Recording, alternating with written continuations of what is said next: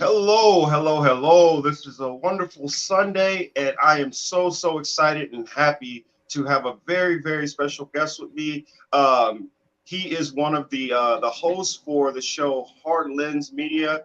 I came across Kit and the crew maybe about let's see, about 8 9 months ago when I was starting to look for more sources outside of some of the, I guess, underground kings and queens of the local media. We all don't know the bigger names, but I wanted to find somebody who was actually doing news also, and not only focusing on all the back and forth drama. And they were giving us some of the things that we don't hear about that go on in everyday, real cities. And I'm a Midwestern kid. Also, I grew up in Kansas City, only a couple of hours from Chicago, and I used to love going up there all the time and visit. And so, especially during my military days, I would go down to Chicago all the times from Great Lakes, and so it's definitely good to be able to hear what's going on in those communities.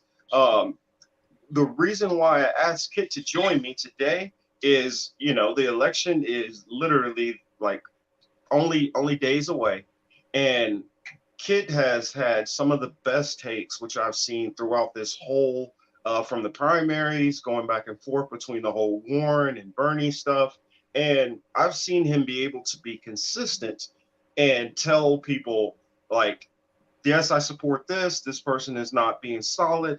And so those who do watch my channel, watched any of my live streams or videos, know that I try to be consistent. If I have an issue with somebody, I call that out no matter who they are, no matter what side they're on. And I also will try, because it's about the issues here.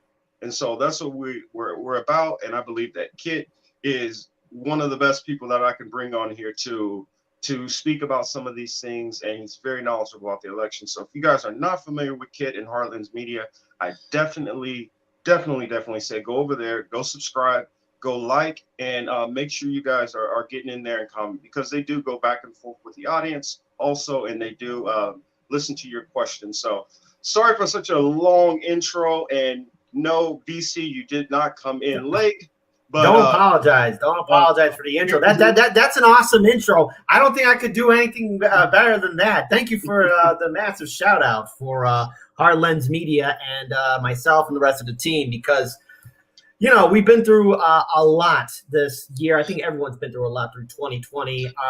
And looking at this entire election, I said this on the show. I had hope for this primary. I really did. But hope is the first pass to disappointment.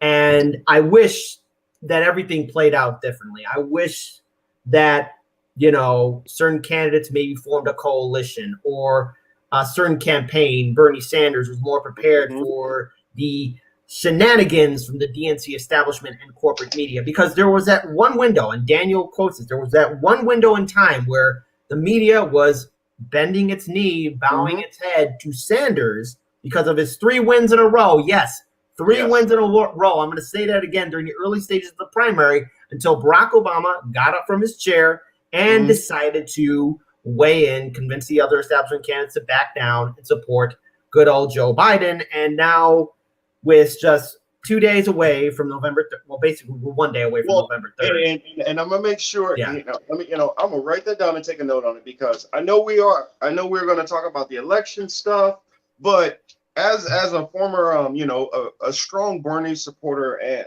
I know some people, they talk about, oh well, I've been with Bernie for 4 years, and I'm like, I've been with Bernie when many of you guys were in junior high school.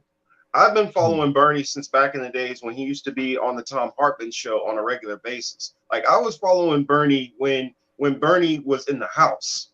So Yeah. um, for me, when I start critiquing Bernie, it's not coming from somebody who is a fair weather, a fair weather fan in a sense.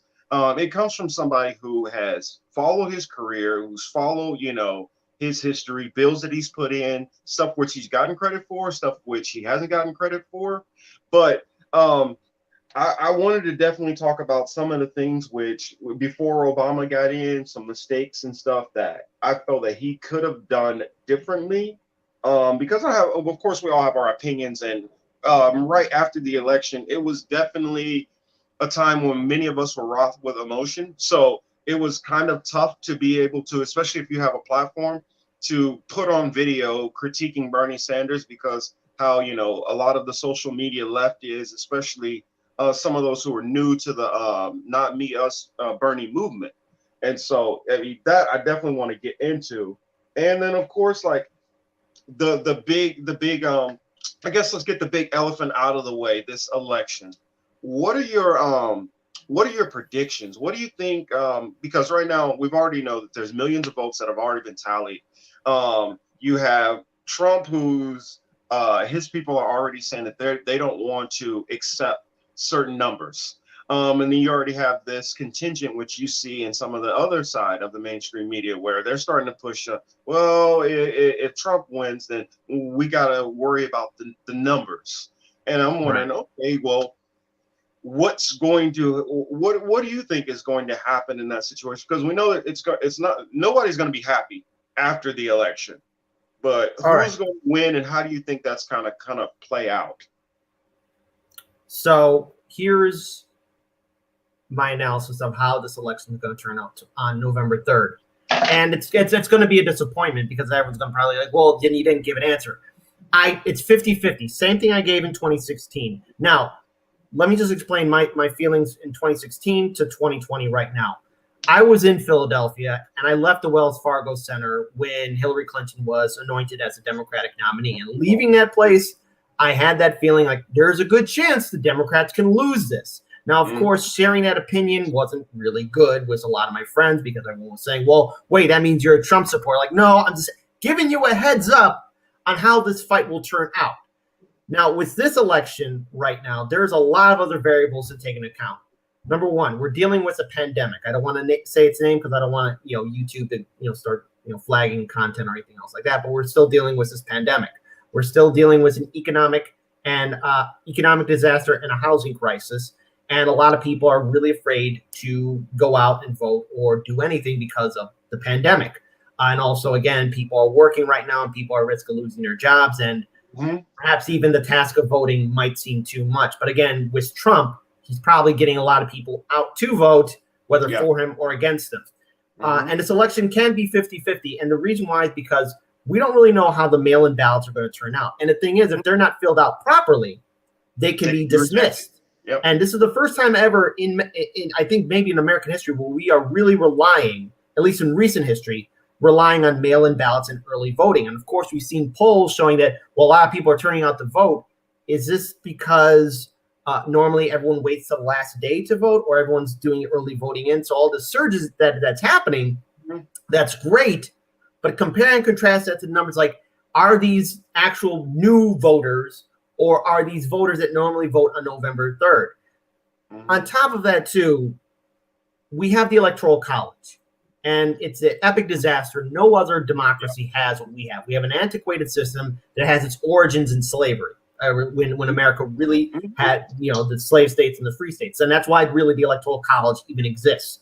So whoever Trump or Biden, especially in these key swing states like Ohio, Texas, Florida, Virginia, Pennsylvania, Michigan, Minnesota, Iowa, these are going to be the states that are going to matter. I think I should have added in Wisconsin too, because these are the states that are going to matter. And if Trump, even by a small percentage, wins those states, well, then guess what? He gets those Electoral College votes. No one's going to be happy how this is going to turn out. Voter turnout is going to be important, but also the mail-in ballots will be a factor. But how much of a factor is yet to be determined. True. No matter who wins, though, apologies to the diehard vote blue no matter who or MAGA supporters, because you're both one the same. You're very good puppets to following in line with the DNC and RNC establishment. But know this, none of you, of the working class red voters and blue voters, will have a seat at that table. Now, the Biden and the Democrats make it seem like they want to return the soul back to the country. But remember, they said nothing will fundamentally change, because who's going to be part of Biden's administration? Exactly. Lobby groups, Wall Street executives, big banks. Bernie Sanders and Warren, I'll be surprised if they're even in that administration, but I don't think that's going to happen. And same thing for Trump. He's going to have those same people in the top 1% in his administration. Oh, sure. You know what, Kit? I just saw something interesting. Are you fine with adding another person to the stream? One of my co-hosts from my other show, he is interested in coming on, and Go so ahead. I'm like, yeah, why don't we bring Chris on in there? Go ahead. So again, I just want to just finalize my thoughts how it's going to turn out 50-50, because it's not fair for me to say, well, Biden has this in bag or Trump has this in bag. Both of them are the bottom of the barrel candidates. It's all going to matter who can inspire most of their voters to turn out to vote. And no matter what happens on November 3rd, I'm going to leave voting with a clear conscience. I'm voting third party. Everyone else, do what you feel like. And that's my opinion too. It there in this sense, voter shaming anybody, I feel like is pointless, because we don't know how the election is going to shake out. And then my take on things, which is sometimes a little bit controversial. I believe that foreign policy is where it really matters, and both of these two people are on the same page on foreign policy. And so when you have that dynamic going, it's always still going to be how much is actually changed, kind of situation, because you look at what presidents mostly focus on, and it's mostly foreign policy. I know a lot of people are, oh, well, maybe we can get, $15 minimum wage. Maybe we can get, the presidents to do this, or maybe we can get, lower drug costs, or whichever your domestic issue is. And they put that focused on, well, are we going to be able to get Biden or Kamala to be able to do that once they're in? They're not even going to be the ones who are going to focus or even think about most of that stuff. They will come out and talk about it, but that's it. When it comes to actually the major issues, which will be foreign policy, which they'll be handling, if you look at where we've been, as far as from Trump to the Obama administration to even the Bush administration, there's not very much change in what you see, which is happening in those regions. And I feel like if anybody's gonna try to put that focus on Biden, we need to put the focus and pressure on things which we know where they're going to be directly in charge of or handle, versus, spending a whole lot of time arguing about things which they're not in control of. You get what I'm saying? Yeah, I agree. And here's the issue that I do see, because again, I gave my answer, it's 50-50. Now, is there a good possibility for Biden to win this? Yes. And it's because people probably had it up to here with Trump. Yeah. But with a Biden administration, my fear is 8 years to 12 years of neoliberal austerity and policies that will not change. Now, what do I mean by this? Well, let's say Biden gets elected. He has said before on the campaign trail and during the debates and town halls that nothing will fundamentally change. If Biden somehow has a medical situation or he is incapable of being a commander-in-chief, then you have Kamala Harris, and Kamala Harris will be serving as interim president for Biden's first 4 years.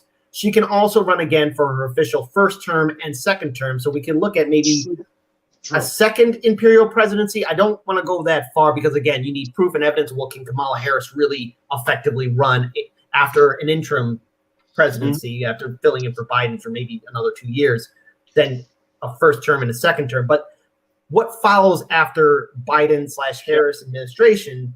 I mean, look what followed after Obama. We got Trump. We got Trump. And it's because of neoliberal austerity policies, because neoliberalism is very close to appeasing corporations and implementing policies to help out corporations. I'm just giving you just a rough definition. But it's a problem because, again, with neoliberalism, who does it benefit? Not the working class. And Obama had a solid Senate and House that, they could have done a public option, and now they want to do it now. They could have done so many other things, but they didn't. And so let's look at if the Democrats do win the Senate and House. They're not going to do much because the excuse will be, we got a lot of work to do because Trump left a huge damage, and then it's going to be followed after another 4 years, another 4 years of a potential Biden. Again, I don't know how confident I am in that scenario, but I have that concern because you're going to cause people, one, to fall asleep, and then two, there's still going to be that boiling rage because there still are going to be protests. There's still going to be massive activists, protesting the streets because we still have a housing crisis. We still have this pandemic. So there's a lot to push back. But the one good news I could see out of this is that, well, we can then point our fingers at the vote blue no matter who people say, well, hey, Biden and Harris are in. Nothing's changing. Nothing's changing. Nothing's happening. Like, we're still being screwed over. And of course, they're going to say, well, we got to give them time. We got to give them time. There's always a breaking point. And 2020 has shown that there's a breaking point for a lot of people. And I think it's going to get fundamentally worse. Well, I like that you said that, because you put out my point of view, which I've been expressing for the last couple of months. This is kind of how it's going to shake out. A lot of people are going to go right back to sleep the moment that they're in office, and the moment that, all the threats from Trump or, court challenges and all that to the actual election and everything. Once that stuff's all done and they're actually in office, because he's going to do it back, because he had to deal with a year and a half of the whole Russiagate and people doubting his legitimacy. And so in Trump fashion, it only makes sense that he would do it right back. So you can expect that's going to happen. And then I try to remind people and try to connect different issues. And if we're worried about climate change and all these things, and the scientists are saying we have a certain amount of time, I wonder at what point do we not have enough time for another movement that's going to spring up, because we're going to be faced with all kind of other cataclysmic issues, and we're going to have, even more, it's going to be even more damage to repair, because the Biden, or by that time Harris administration, is asleep at the switch and not handling anything. And so the climate situation gets worse. You have the migration situation is obviously going to get worse, because climate change is going around and it's affecting different nations in different ways, and it's pushing people out of countries. And then with the wars and stuff that we have going on also, the UK and Europe in general can't absorb very many more physical refugees into their borders, and also even the places which can, the people are not showing the patience dealing with migrant or immigrant populations, and it's starting to cause more and more rifts there. So I feel like, okay, at some point, some more of that migration is going to have to come to the United States. And we already see where a good chunk of the country feels about any non-Americans coming into this country. And it's right. Like, I see all of these, it's kind of like all of these people who are pushing on the doors, or we're trying to keep everybody out. But at some point, one of these doors is going to fall down, and basically we're facing the situations which a lot of these vote blue no matter who are trying to go to sleep and pretend are not existing.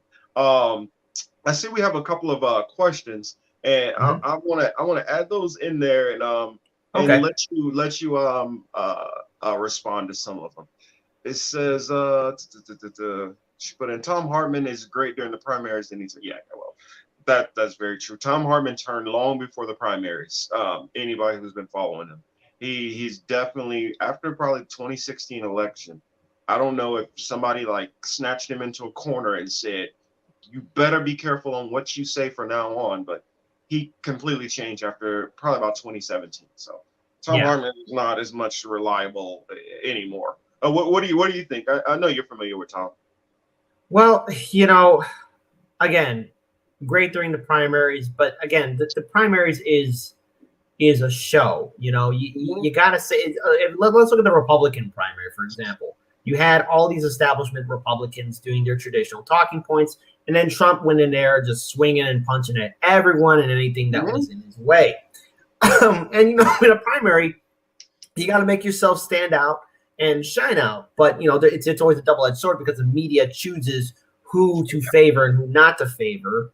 And of course, Tom Hartman, just like, Bill de Blasio too, and so many others, are establishment to the core, because they say, hey, I'm this, but in reality, I'm that. So I don't think anyone should be surprised at this point, because again, you see who really the authentic people are and were. And look, I know I'm disappointed in him. I'm forever going to be critical of him, but there are other YouTubers that will, definitely give Bernie Sanders a far larger burn. Bernie Sanders was authentic. I didn't like how he quit. And again, don't take this out of context. I mean, if there's people up there that I'm going to respect and at least are going to be honest, it's going to be Bernie Sanders, Representative Tulsi Gabbard, Andrew Yang, Marianne Williamson, Mike Gravel, and especially with Tulsi and Yang, Andrew Yang started off with the UBI, and then of course he dropped out, and then Tulsi Gabbard, she carried on her own version of the UBI. And let's look at it right now with our economic situation with 60 million Americans. UBI, does it sound like a joke now? Does it sound funny right now? Because the rest of the world, the Canadians, have their own universal basic income. So I think we deviated off par with the Tom Hartman question, but I think there's a few other questions that are there. Yeah. And it's funny that you brought up the UBI because and then you were talking about Bernie too. Vicky, one of good friends of the show and friends in general, she put, did Bernie need more of a true Black agenda? What do you think, Kit? I'll explain, because I think what I wanted to explain that part and then kind of add on to some of the stuff you said with the Yang and the UBI, because on UBI, I was one of those people who was more on the federal job side. And so at the time when it was the either or, I was kind of, I'll admit, I was on the other side of a lot of the Yang UBI people. And then I've had to come to, I didn't see this coming. And so, yes, you guys are right on this point of view. And I'm perfectly fine with, correcting myself and looking at the situation and adapting for what the situation calls for now. But yeah, I'll go into my Sanders comment, but she put, did Bernie need more of a true Black agenda? Do you feel that he needed a true Black agenda? I think this time around, the Bernie Sanders campaign should have been more prepared during this primary, especially when the neoliberal Democrats were finally consolidating into one single force. He should have reached out to more African-American voters. His team should have done that, especially in states like South Carolina, where it really did fundamentally matter. Of course, then again, too, you have to look at the inner workings of the DNC establishment and how they force themselves upon Black voters or continue that narrative upon Black voters. I think there should have been a much more larger grassroots movement towards reaching out to those voters, and it didn't work. I think, again, it's one thing to be an armchair general, but more should have been done. Yes, especially amongst a lot of voting blocks in this country. And Sanders had some very, I guess, pragmatic, very cautious advisors, and they should have done more. They should have been more ready for a fight. And early on, it looked like they had it, but again, made a mistake. It was lackluster later on after South Carolina. Oh yeah. I mean, and honestly, there's not much that Kit's saying which I disagree with, because at the time, I remember when it was going on, and I was doing my videos, and I would watch what Hart Lens was talking about, and the same kind of anger which I saw Kit have for the way, it's not necessarily, it was the way he broke down, the way it's kind of like he went in like a mighty lion and just completely just turned on his belly at the end. And I don't think I or Kid or most of us was expecting that outcome. I mean, I would rather you fight it out, and hey, you if you lose, you lose. That happens. But to just kind of, call uncle, I felt that was an issue. Now I'll say, I think it's kind of complicated, more complicated than having a Black agenda. He pretty much did have a pretty strong Black agenda. His problem was he didn't market it very well or market it as a Black agenda, and he got hung up on a very crucial question about reparations. Yeah. Anytime you're dithering on that one, it's always going to be a poison pill, and it's going to bite you in the butt in the African American community. Another issue is we have to factor in the media. We have to factor in Obama, with his love and support in the Black community, and it's a lot of things that have to be all nestled in. It's not quite the same situation. Hold on a second. Hey, babe, can you open that? All right. Well, I will filibuster while we are still waiting for our host. Well, I think in a long because I'm seeing a few other questions too from Vicky Sherlock. Totally agree. But who do Yeah, we go ahead. leftists have to run to? Okay, so who do we have left to run to? Well, here's the thing. Don't run to anybody. Don't hero worship any pundits. Don't hero worship any YouTubers. Exactly. Don't hero worship me. Oh Yeah. God, no! Don't you ever do that. Don't hero worship like any of your favorite YouTubers, anyone on social media. Don't hero worship politicians because here's the real thing.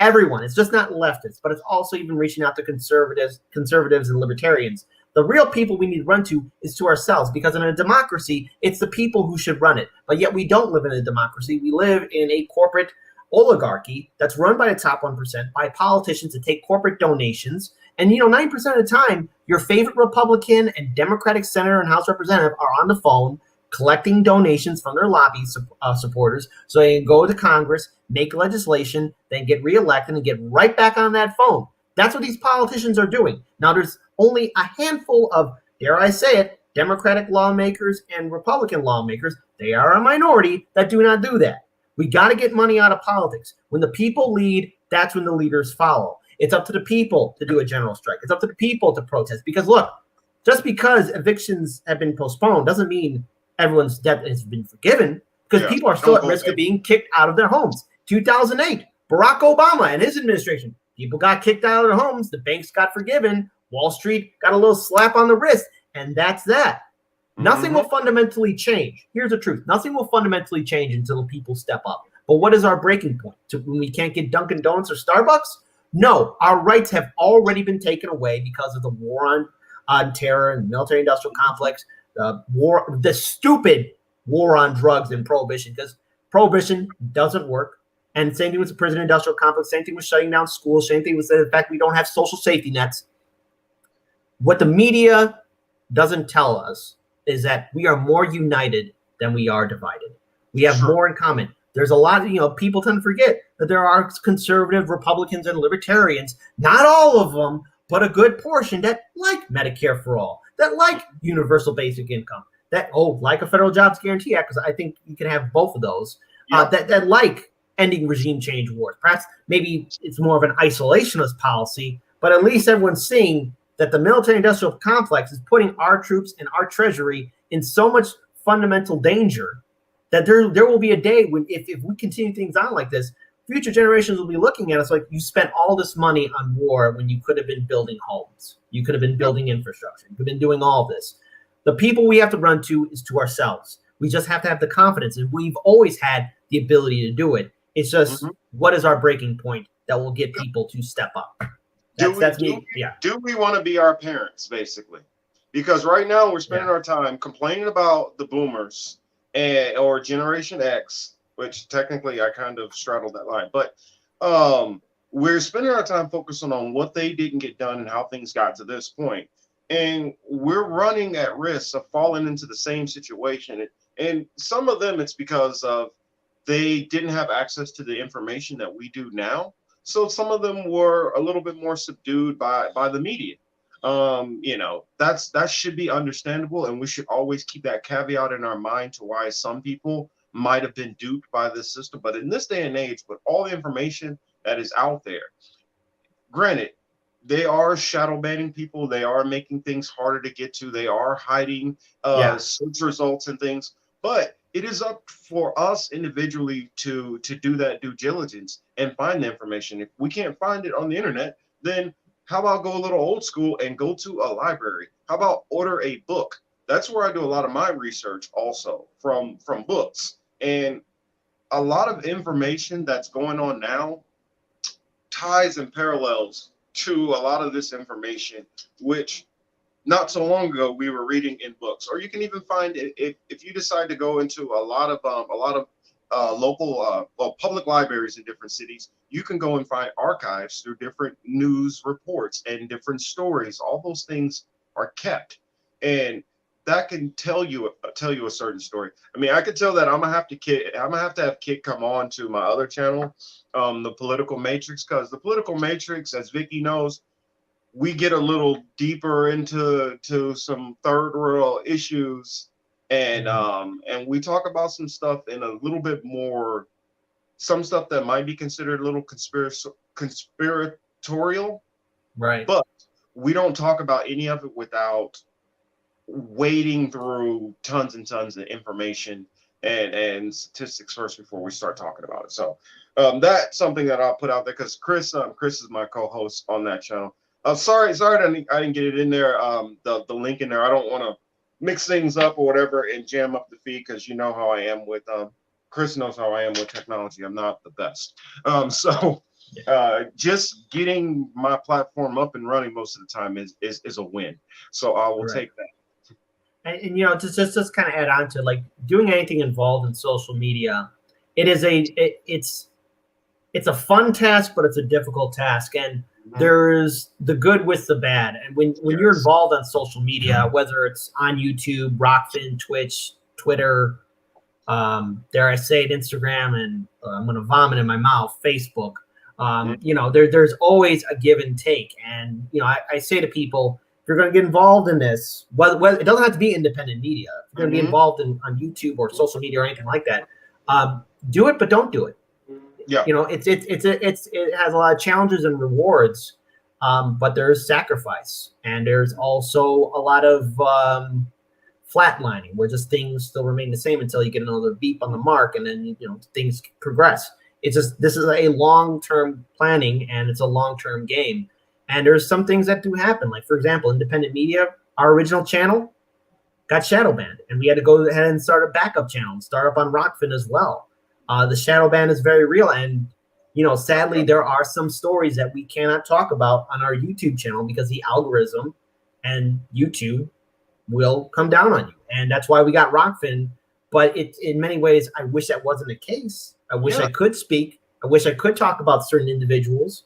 But again, YouTube and its infinite wisdom wants to silence free speech, because you got all these people who are on to do cancel culture or censorship. And it's just like, okay, great, you're calling for that. But then sooner or later, you're going to be on the chopping block. Look at the New York Post. They're much bigger than our channel. They're much bigger than any other channel. And look, I know other YouTubers have their own problems here and there, and I don't want to speak on their behalf, but everyone is fundamentally at risk with this. And we really got to protect net neutrality. We really got to make sure that, you know, these tech giants like Twitter and Facebook don't have all this power, because it's very real. And only now have we gone back to our original channel to where we can live stream again. And it's great, but we still got to tell people, double check and triple check that you're still subscribed. And, you know, it's a fun job, but it's a job. And just be careful what you do, especially if you're on social media.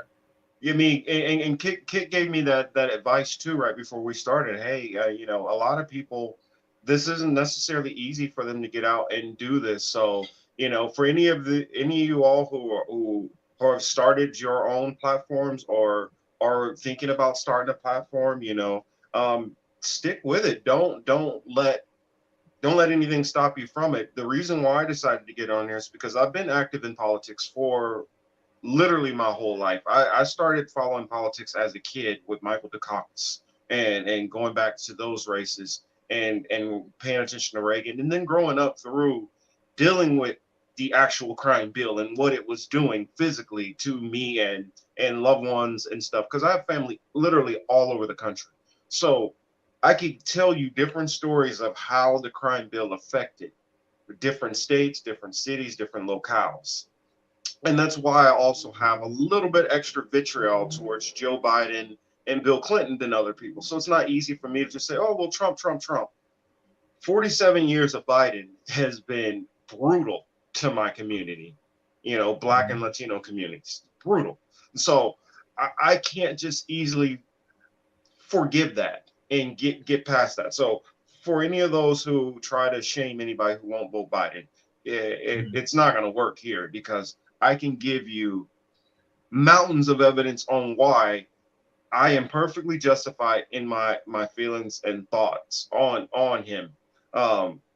Let's see. Ooh, I will let you take that question. Thoughts on Greenwald resigning, because I commented to somebody who commented about that pretty fiery last night, and so kind of want to hear your take before I lay into mine. All right, Glenn Greenwald. I've read both sides of what the Intercept said about his resignation and his resignation. As far as I'm concerned, he did nothing wrong. Mm-hmm. And the reason why he did nothing wrong is because, again, the Intercept, he co-founded it. And I don't think I would like it if one of my team members came up to me and said, well, Kit, you can't talk about the story unless you can really explain to me, like, why is it? And, of course, there's a process of what stories we do choose to cover, because some stuff goes to Rockfin, which is unfortunate. I don't want that scenario. But, again, YouTube algorithm plays into that. Mm-hmm. So, but then again, too, let's look at the Intercept, a much more larger platform that was founded by Glenn Greenwald. Of course, as an editor, he has certain freedoms and privileges.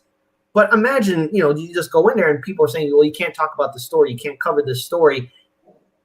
But there's a lot to the story. And especially when you have tech giants like Twitter and Facebook censor that article from the New York Post on Hunter Biden, then, yeah, there's a real problem here. And we're seeing that happen to a lot of left and liberal media outlets, especially those based in New York and in California as well, where they're all in for the Democrats. But the thing is, when you start censoring a story and start being, saying you can't give any criticism to this person, you're opening the door up to something far, far worse. And again, I can't predict the future, and I don't know where things are going to go on down the road, but there will be a day when the media is tasked to finally do its job to inform people, and people will look at it and say, I don't believe anything you say, Washington Post. I don't believe anything you say, Huffington Post. I don't believe anything you say, Intercept, ABC, CBS, CNN, Fox News. Because they're all censoring themselves and they're all owned by corporations. They're all part of the same elite group.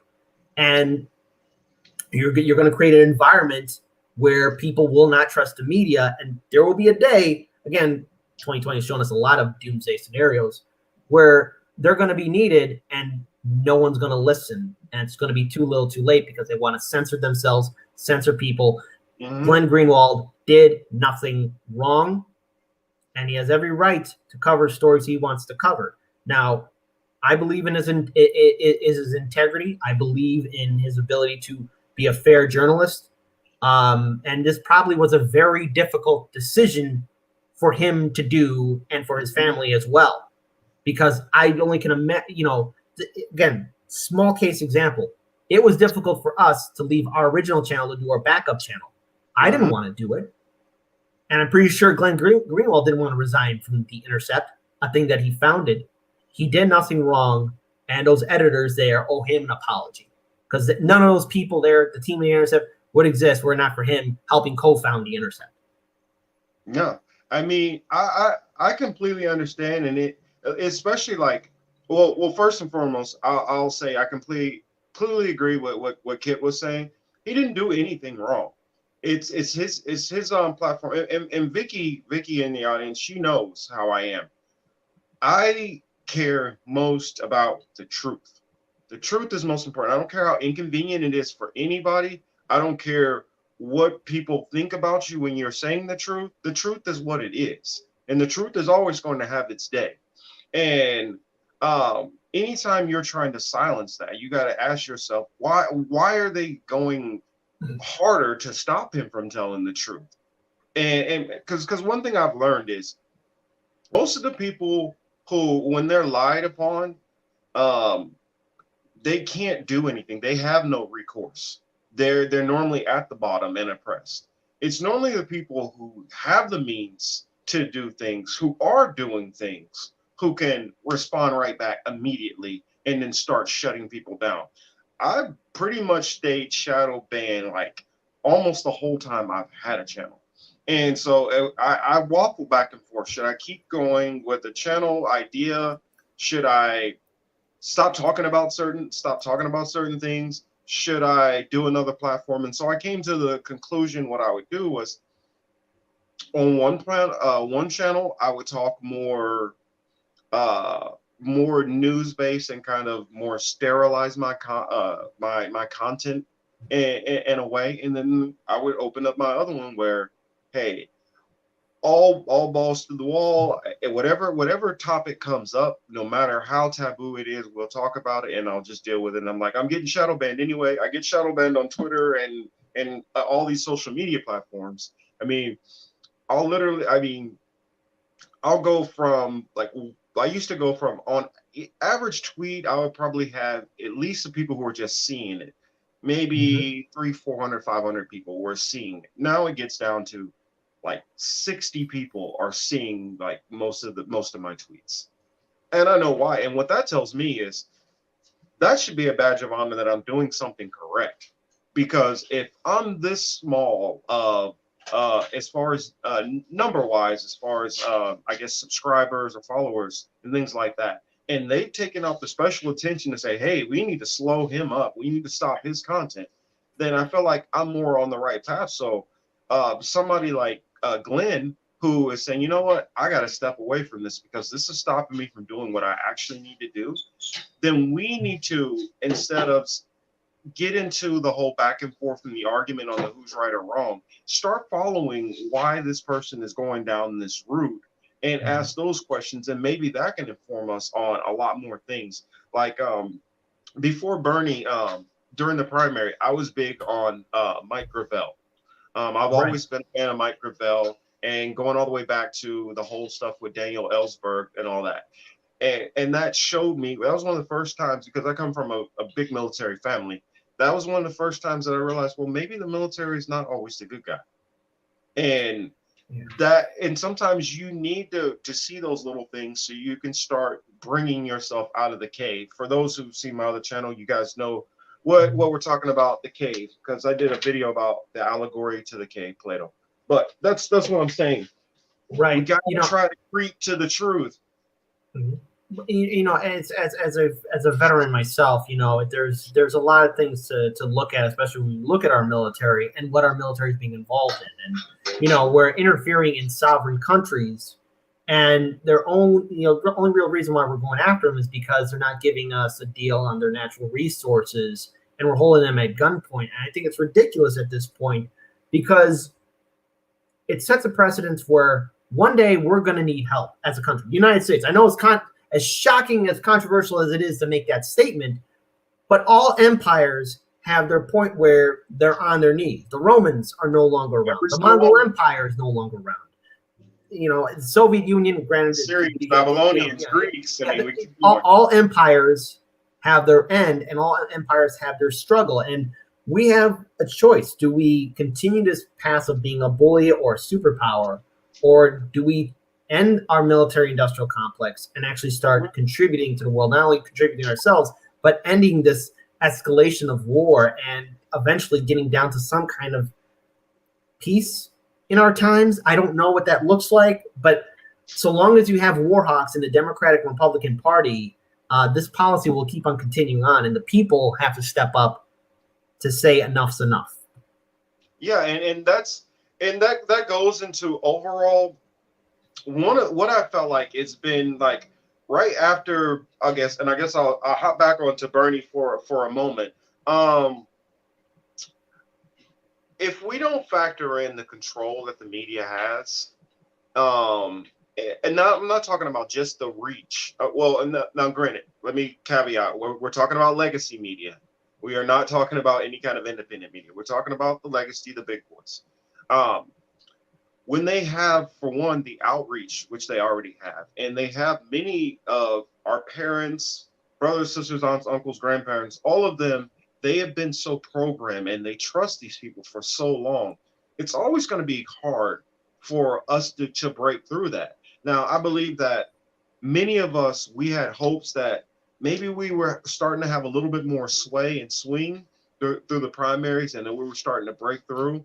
But the moment Obama basically decided to part the waters and decide which way he was going to have it done, we realized that our reach and power is not nearly as far as it is. And I feel, yes, Bernie made some mistakes, but here's because he couldn't get away from a lot of those things. Where I feel like what we missed out on is when Bernie went down, the moderates all they all convened together, but we didn't convene together. We were like, okay, well, a People's Party. I'm going to be DSA this. I'm going to go Libertarian. I'm going to vote Green, and I'm not shaming anybody. I policy wise, I support the Green platform. But the problem is when we have limited numbers and we're all going a gazillion different directions and we're fighting a united force, you're always going to lose against that united force when you all are not on the same uh, on the same page, Yeah. and especially when their goal is to crush you. We're making all the work much easier for them to just kind of stomp us out and make us irrelevant. I mean, what do you think? I don't know, because I want to take this.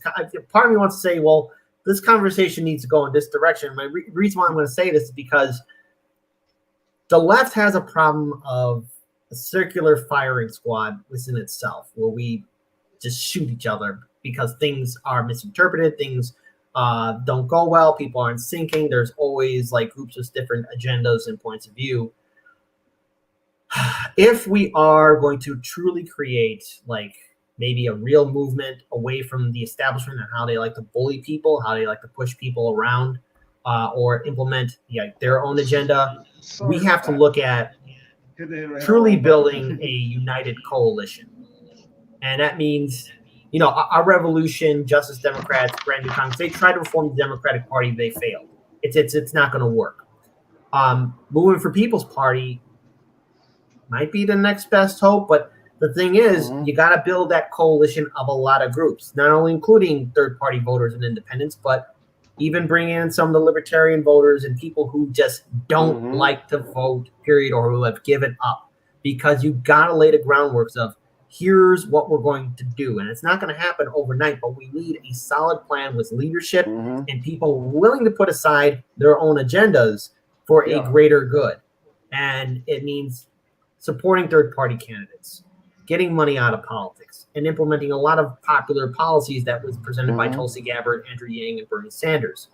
It's going to be up to the people, but it's just how to build it, I don't know. It's going to be difficult and it won't be easy. You could do another People's Summit.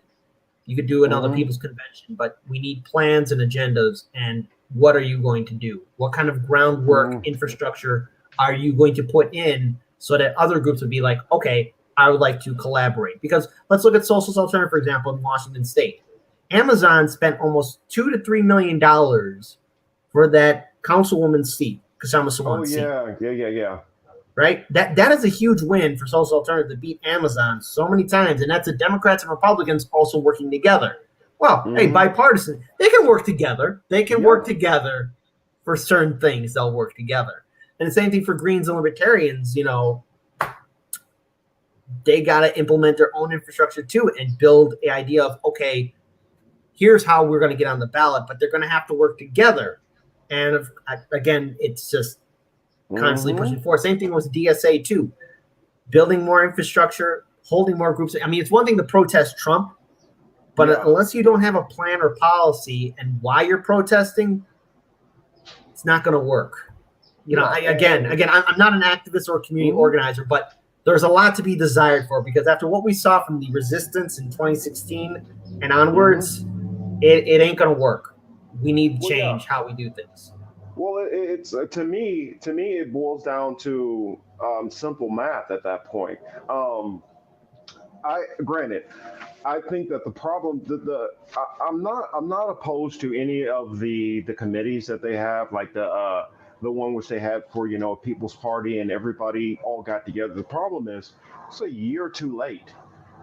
That's where the problem is. That's something that it should have been tried to address much sooner. The moment that Bernie was out, that was that little small window you had where all of those things should have happened. The moment that it didn't happen, it's kind of more of, I hate to say it this way, but it's kind of more of us having a pity party and venting, group venting, because at that point, they had already started putting in some of the lawsuit challenges as far as Green Party access to the ballot. They had already started pushing out some of the DSA people. most of those people who could have been swayed, who decided I'm going to vote for I'm going to vote for Biden, anyway, and just suck it up. We started losing all of those people, um, because it took so long to try to form something to organize. And my Mm. mindset was, the moment Bernie was out, it should have been a call to try to organize all of those Sanders voters, Yang voters, Tulsi voters, and it should have been trying to pull together. And what I saw mostly after that was, well, I saw Bernie people who were mad at Tulsi. Well, Tulsi, she's going over to Biden. Well, and then Bernie does the same thing, but nobody can just say, you know what? Hey, they all did it. Let's get past that. Let's get back to policy. It turned into more of a, I want to be mad at Yang people. I want to be mad at Tulsi people. I want to be mad at Bernie people. I want to be mad at the people who call out the politicians who start, I guess, falling short in what we're asking them to do. And it's like, if you're a Tulsi supporter and Tulsi doesn't do something, criticize her. If you're a Bernie supporter, criticize her. And many of you are doing that, but you're getting upset when somebody else calls out the same criticism that you just called out, which is valid. And it's like, we got to get this, I don't know, this, I guess, emotional stuff that's going on, this pride, I guess, ego. I don't know if it's ego, what's going on with a lot of these people, but we got to get rid of any of that whenever you are the little dog going against, the larger force. I would say we did see something like that, of people trying to rally others around. Yeah. That would be the Move for People's Party. Again, small organization, but there's some work that they can do, Mhm. and I'm willing to give them a good shot. And I'm curious to see what they're going to do, because you can't change the DNC from within. It's No, impossible. Brand new no. Congress, Justice Democrats, our revolution tried, they failed. Yeah. DSA, I'm very curious to see what they're going to do as an organization. They're a political organization, but I want to see what else they can do going forward. But it's also going to really matter on who's going to win on November 3rd. And I say this Yeah. because if it's Biden, I think the activist Ooh. community organizers will die down a little bit. People will have this idea of a fake victory, or there's a victory over Trump. If it's Trump, I will say it might motivate more people to get involved and these organizations to step up their game even further, because then the Democrats lost to a reality TV show not once but twice. Mhm. And so again, it will matter who's also president, and whether or not this crisis that we're dealing with in 2020 will continue to get worse, because I think that'll be a factor as well. Okay. Let's see if I can put this in the comment section. All right. Yeah. Okay. What was it? Oh yeah. My response to that, and I agree that they were trying to, they were making efforts, but it was too many of us out in, the social media sphere, where we were stuck in our own ways, and we were trying to say, well, my way's the best way and my way's the best way, instead of seeing that, okay, we have somebody who's trying to set up an avenue that we can all use this platform where, I mean, literally most of us are only like 5% difference on certain issues here and there, but many people, like a good chunk, allow that to be the difference. And I mean, I'm not trying to criticize the people who are trying to come together. It's more the people who are not noticing, like, these opportunities and not jumping on and taking advantage, or the people who are actually like critiquing and going against it, and stopping these initiatives from happening. Mm-hmm.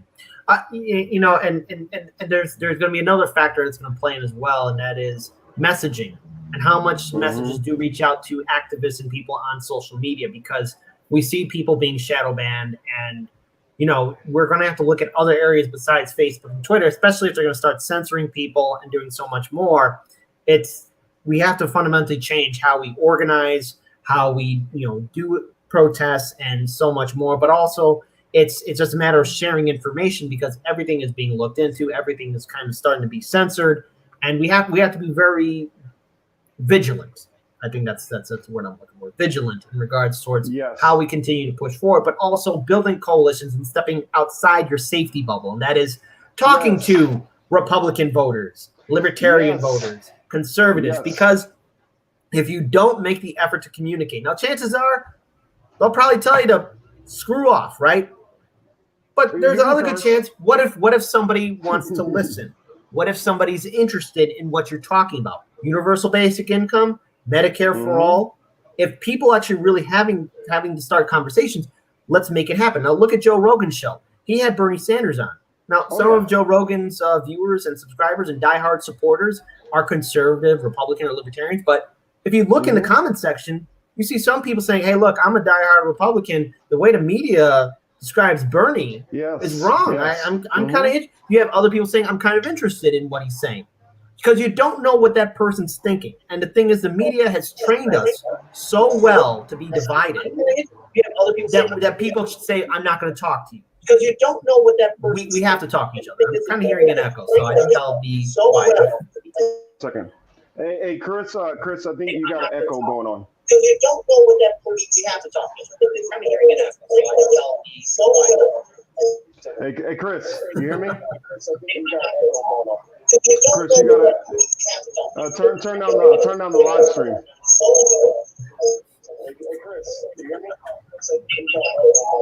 I hear it. Oh yeah, there we go. Okay, great. All right, sorry, audience. Wanted to add Chris to the inviting Chris into the stream. See what happens when I deal with technology. I try. You have to appease the machine spirit. You have to appease light incense and oil. Pray to the machine spirit. That's a reference to my favorite science fiction 40K. I think what it is just like it senses me. It's like, you know what? He has a little aggression. He's going against the machine.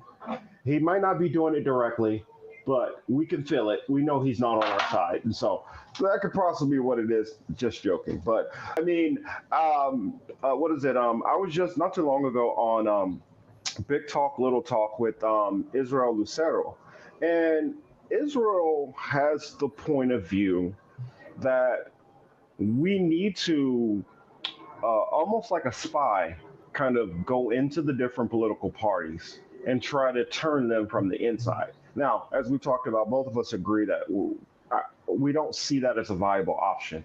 But he's trying to go on the Republican side as a populist, as a Republican populist, and change it from that side. I don't agree with him there, but I do agree with talking to people on the right and left, because one thing which I find, which I agree with a lot of Republicans on, is there's too much money going around in the top level of politics, and the money is the problem. And if we can focus on trying to get the money out, because I'm like, I will take the most hardcore right winger and try to deal with that person if they're not bought and paid off, versus somebody who agrees with almost everything I do, but they're corrupt, because you can never trust that person when it comes down to it. At least that Republican, we might not agree on things, but I know where they sit on the issues, and I'm never going to know where this corrupt person is sitting. And so my biggest issue, where I feel is the biggest problem in the system, it is the money, it's the donors, it's the access that they have at the top. It's the too familiar ties between those donors and those people within the staffs and media and reporters. And there's a lot, like George Carlin said, that big old club that we're not in it. And that's the problem. I want to attack the club. Yeah. So here's something interesting that I did notice in the live stream chat as well. Ray Walker joined Third Party. Again, good friend of the show.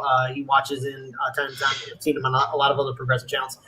He writes, why do donors give to both parties? And the answer is simple: to diversify their accounts. And so no matter what, they're still going to win. It's like it's like you're able to figure out every single poker hand. No matter what hand the DNC or RNC is playing, their donors are going to get half of those winnings, or either at all of those winnings, because they own both players. They're able to control everything. They're able to figure out what they want. It's because we have legalized bribery, thanks to Citizens United and the McCutcheon's decision, thanks to our wonderful Supreme Court. We could have done something to reverse this, but we've legalized bribery in this country. We've legalized corruption in this country. And if you're a Wall Street executive, banker, lobby group, you're going to buy Democratic and Republican lawmakers, and they can put on their fake little show. But at the end of the day, diehard MAGA voters, diehard vote blue no matter who, your favorite senators and House representatives are actually, for the people in back, friends with each other. They are all friends with each other. Yes. Friends. They're pals. They get along just fine. And when it comes down to fighting progressives and independents, boy, oh boy, do they get along. They get along just fine. They team up. It's tag team wrestling. It's a one-sided fist fight. But let's also introduce our fellow co-host who's also joining us here as well. Yes, Mr. Chris Lawson, thank you for joining us, and we got the technical issues out of the way. I knew, Kit, that Chris might. I wasn't sure if he wanted to hop on this stream or not, so I wasn't even sure if I talked to him about it the other night. But I'm not surprised, because especially like some of the lane of conversation that we've went down, I'm pretty sure it's been enjoyable for Chris, and I know he has some questions. So without further ado, I will let you get in there and get some of those questions that you have. What's up, guys? I've been listening probably the last like 25, 30 minutes or so. I was in the car, but I mean, what he just said, I didn't detect any lies. Like he said, it's one big club, as Carlin said, and they have both sides in their pocket. The way the analogy I like to use for Congress is they are the first line or second line of protection to the money, right? First you have the police, and then you have local. So maybe Congress, the feds are like the fourth or fifth barrier to get into the money, because that's what they are. They're like the handmaids and servants of the money. They go out and talk and say nonsense and get us to fight each other and argue over irrelevant things. And we're ready to kill each other. And they counting money, all vacationing in the same places. Well, again, they're friends. They get along.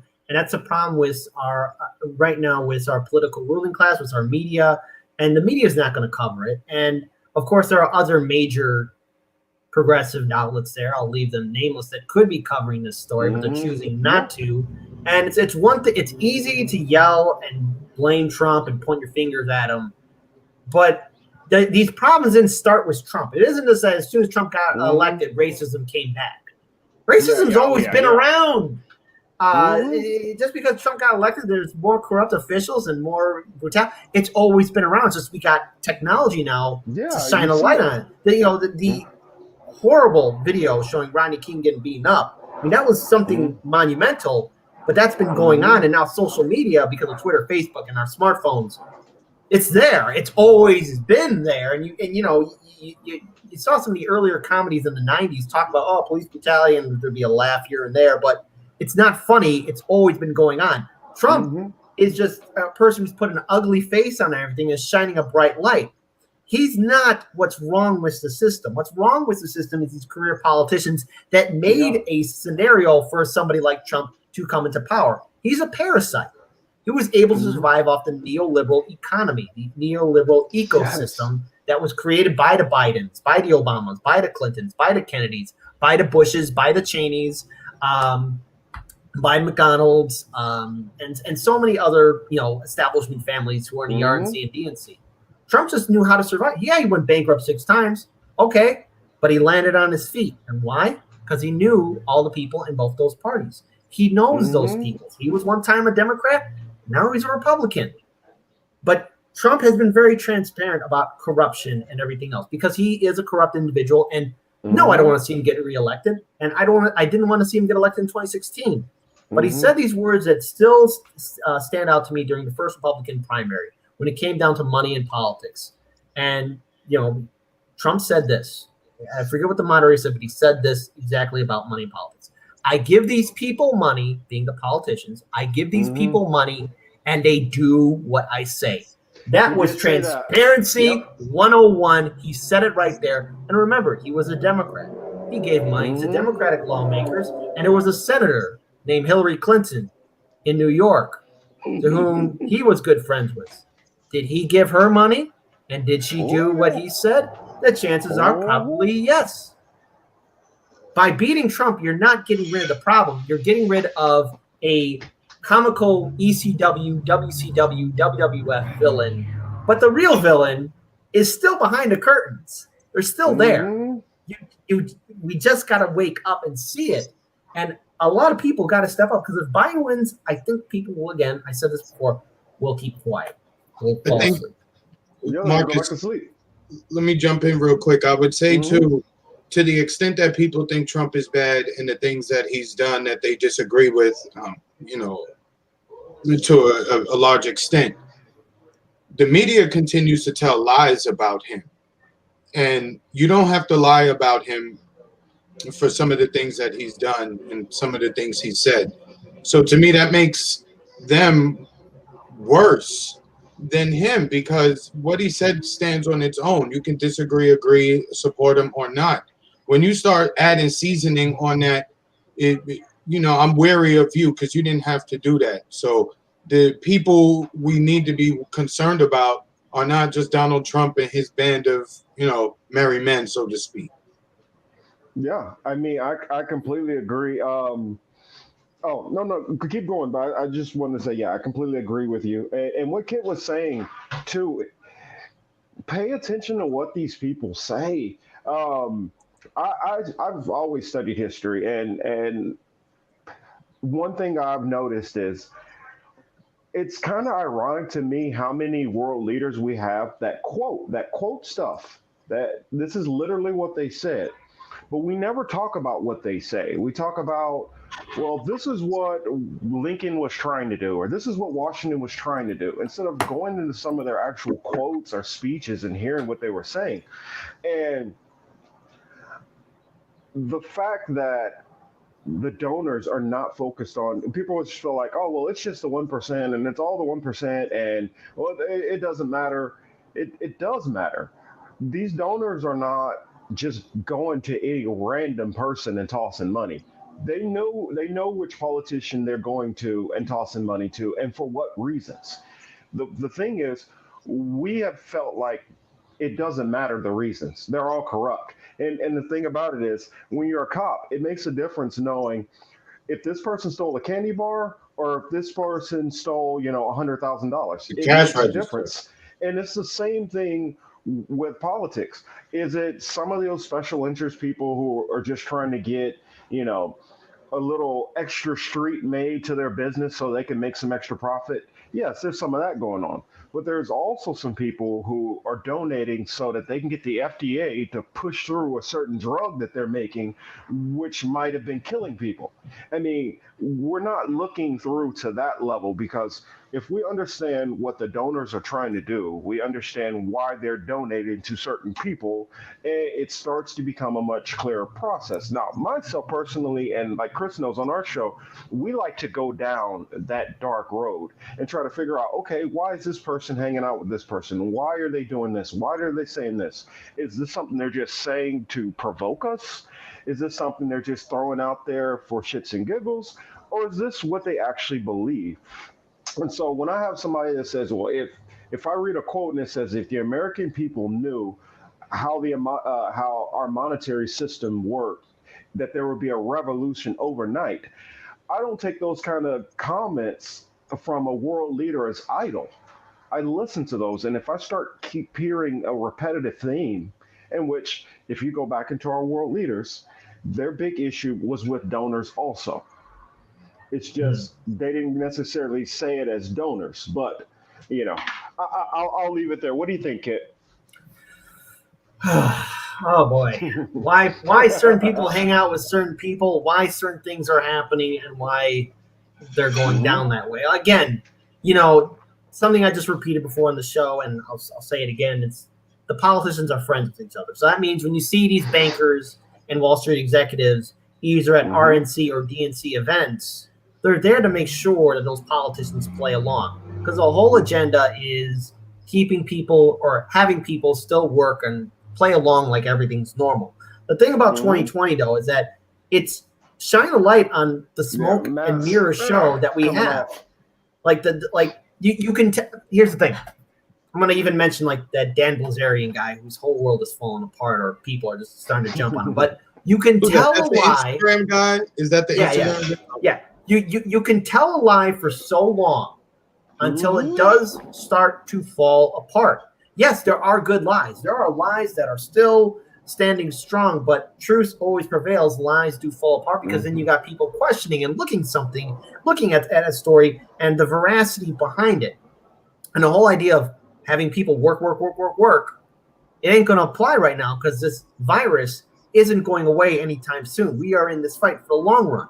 I do want things to go back, at least people feeling comfortable, but it's not going to happen just like that. This is going to be a long-term fight. Same thing with the rent and mortgage crisis that we're dealing with too. Like that's been postponed, but no one's debt has been forgiven. People are still at risk of being evicted. 30 to 40 million Americans are at risk of being homeless right now. And it's on a wing and a prayer that doesn't happen anytime soon, but people are at risk. 60 million Americans are on unemployment, but unemployment's not counting those that are underemployed or no longer getting unemployment benefits because our system is so antiquated.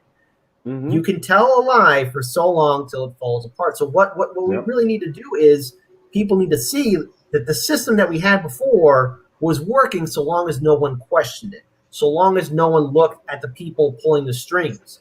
And I think for a lot of Americans right now, we're right now trying to survive, and that's a right decision to make. How I'm going to survive tomorrow, because that's something a lot of households across this country, you got people thinking, how I'm going to make it tomorrow. Well, how will I eat tomorrow? What bills do I have to pay tomorrow? And no one's used to this unknown scenario where what we once knew is now gone, and nothing remains the same forever. It's just people got to look at the scenario, look at the politicians, look at the people running the politicians, and say, this was never right in the first place. We got to stop this before it gets further out of hand. And again, it's what is the breaking point? I don't know, because 2020 should have showed a lot of people like this cannot stand, but maybe it's not enough. Maybe not enough people are hurt. And I don't want to say this. Maybe not enough people are hurting. Maybe the signs of the decay that's within this country aren't showing enough for people to say we got to do something. There's got to be a give or take. Well, I don't know. I don't know if you're religious or not, Kit, but I will just throw, and this isn't going to be prophecy or anything. I'm just going to throw a little story. It kind of reminds me, because I always think, they always say the saying that history doesn't repeat, but it does rhyme. And it talks about the days of the flood days back in the Bible, and it says like right before that time, all of those people were still carrying on with life as normal. They were like, don't worry, I'm gonna get married. Let's go have fun. Let's go out to dinner. They're doing all the things normal. And I look at, we're almost facing a similar kind of situation now, whether you are a person of faith out there in the audience or you're not and you're more in the secular lens. If you can't see that we're about to face some kind of crazy things. Now, everything could smooth out afterwards, but if you can't see the amount of evictions which are sitting there that are just being held, how many late payments that people have, how many people who might be about to lose a car, how many people who might be about to major companies that are about to do a large firing or hiring freezes. And I feel like the only reason why all of that has just been holding is they're waiting until after the election. Trump has put out to his peeps, hey, my donors or whatever, don't do anything. Don't rock the boat. We want to have good numbers. If you can kind of get some temporary workers in there to help pump the numbers up to get to that 33.1 number that they came to. And then Biden's doing the same thing. Hey, anything that I start putting out, you guys start making it look like your companies are looking stronger. Now, for how I see it is that's posturing just until the election. And then after the election, Trump is either in his second term or he's not.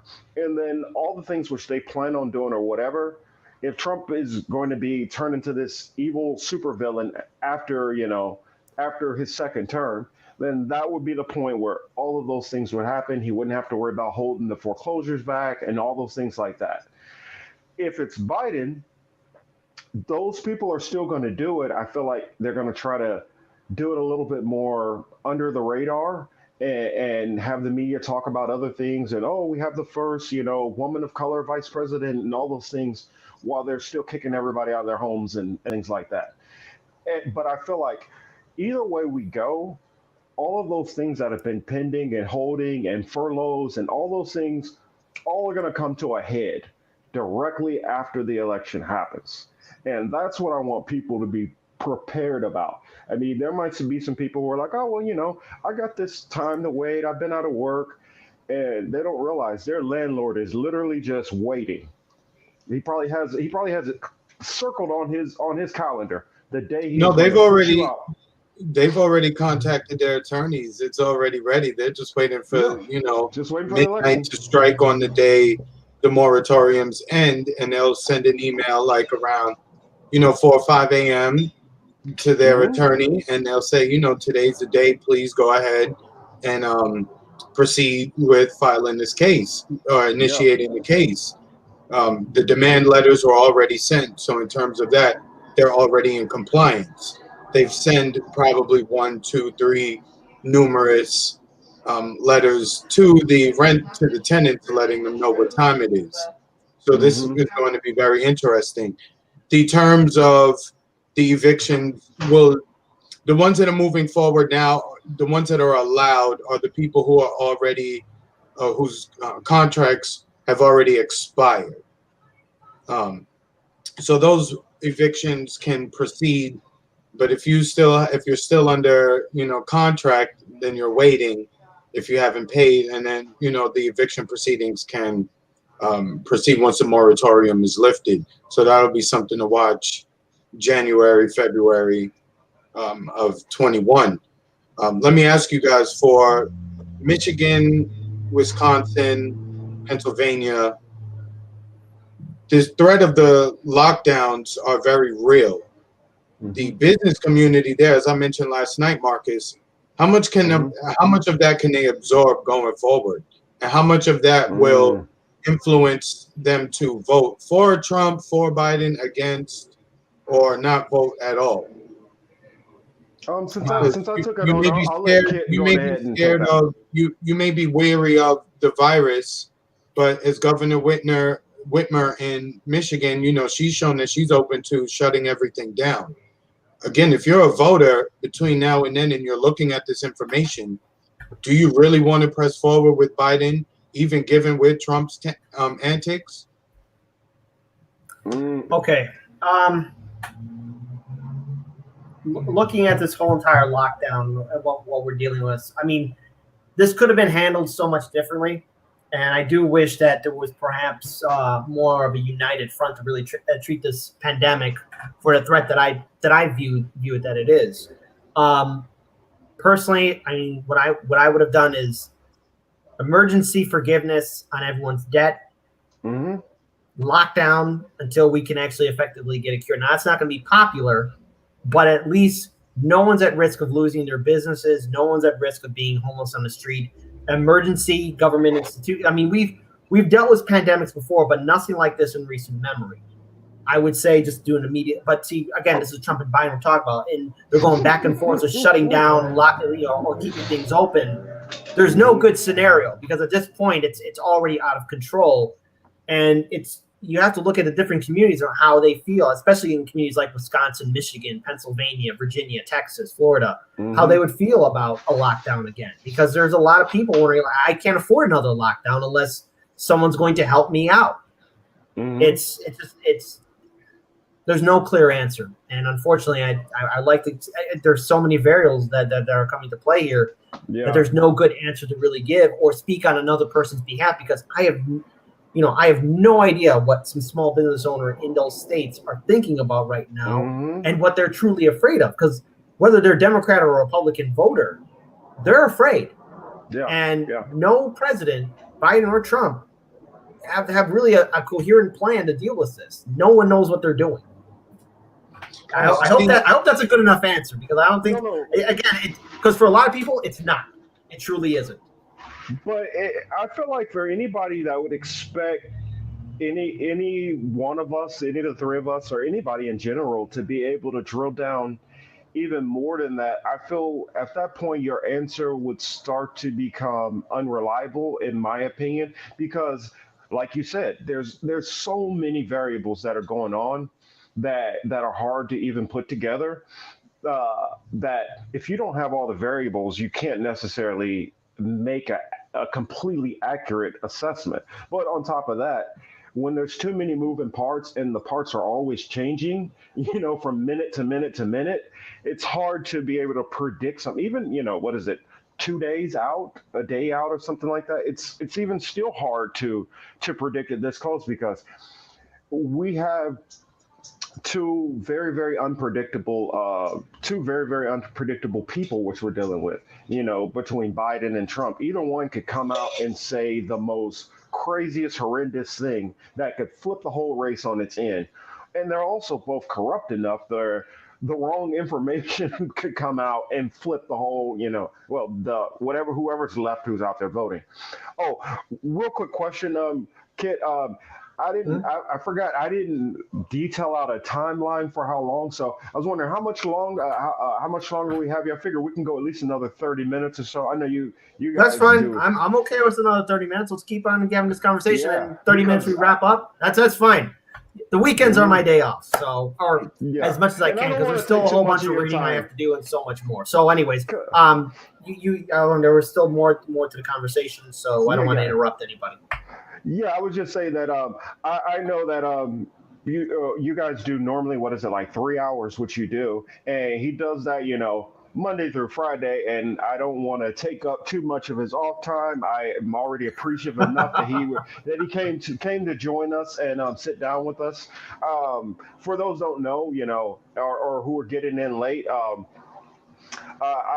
followed Kit and Heartland's Media for a while. They do really good work, and if you have not checked them out before the end of this discussion, at least go check out their channel and at least watch one or two videos real quick. I honestly believe that you will become a subscriber that moment, but I can't speak for everybody. But if you want to have hard-hitting, honest, and sincere work, that's what you're going to get. You're not getting none of the BS that some of these platforms are doing, and you're not going to get somebody who's just trying to, I guess, exalt themselves up. If you listen to their coverage, they are talking about what people are going through, and that's one of the biggest things which I love about what they do. So I advise, definitely get over there and check them out. Another thing which I've been trying to kind of wrap my head around, how much do you feel that people are actually really, really assessing, like, what can actually happen within the next, say, couple of months? Because, okay, we already say the elections happen, it's went whichever way. We know it's going to be pandemonium either way to one half of a community or another half of the community. We'll go with, let's say it is Biden. We'll go with Biden wins. What do you think some of the things that we are possibly going to see within the first 100 days, Kit? Well, Biden said it himself. Nothing's going to fundamentally change. So there we go. But no. There's a little bit more. There's going to be a lot of show or theater where it's just on, well, Biden's doing this and everything's going back to normal. There's going to be talks maybe from White House staff saying Biden's and the staff are so much nicer than Trump. There's going to be these weird little fake placebo stories. Yeah, and there will be some incremental things happen here and there. Nothing too big, but remember, again, Biden said nothing will fundamentally change. We're still dealing with an economic and housing crisis. We're still dealing with the pandemic, and who knows how this will all play out. And again, COVID-19 is just one thing. There's future viruses down the road that we're still ill prepared for. Yeah. And if things still kind of remain the same, people are still struggling and scared and frightened and angry.